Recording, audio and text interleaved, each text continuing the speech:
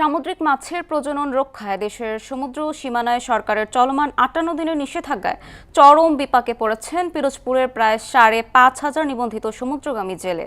নিষেধাজ্ঞার পরেও সরকারি বরাদ্দকৃত চাল না পেয়ে হতাশায় দিন কাটছে জেলে পরিবারগুলোর। বিকল্প কর্মসংস্থানের ব্যবস্থা থাকলে ঋণ পরিশোধ করে পরিবার নিয়ে দুশ্চিন্তামুক্ত থাকার কথা জানিয়েছেন জেলেরা। নুরুদ্দিনের প্রতিবেদন জানাচ্ছেন মিশাল বিনতে আনোয়ার। ঘাটে নোঙর করে রাখা হয়েছে সারি সারি মাছ ধরার কাজে ব্যবহৃত ট্রলার। পিরোজপুর মৎস্য অবতরণ কেন্দ্রে যেখানে টাকা ভরে চলত লাখ লাখ টাকার মাছ বেচাকেনা, সেখানে এখন শুনশান নীরবতা। নেই কোলাহল, নেই মাছ বেচাকেনার হাঁকডাক। ৫৮ দিনের অবরোধের সুযোগে কেউ বুনছেন জাল, কেউ বা আবার ব্যস্ত রয়েছে ট্রলার মেরামতের কাজে।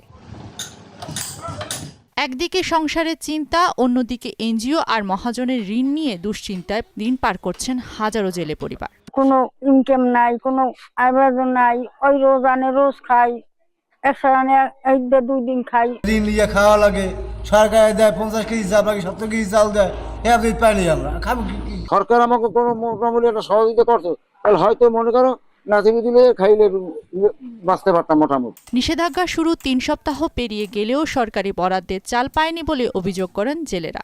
অবরোধ দিয়েছে ২০-২৫ দিন হয়ে গেছে প্রায়, আমরা চাল বইতে আছি না। রোগ ব্যাধি হইলে দারুদের হইলে চিকিৎসা খাওয়া লাগে, খাইতে লইতে খুবই কষ্ট হয়। সরকার তো আমাকে একটু সাহায্য করলে ভালো হইতে, এই চাউলের কিছু টাকা পয়সা দিলে ভালো হইতে।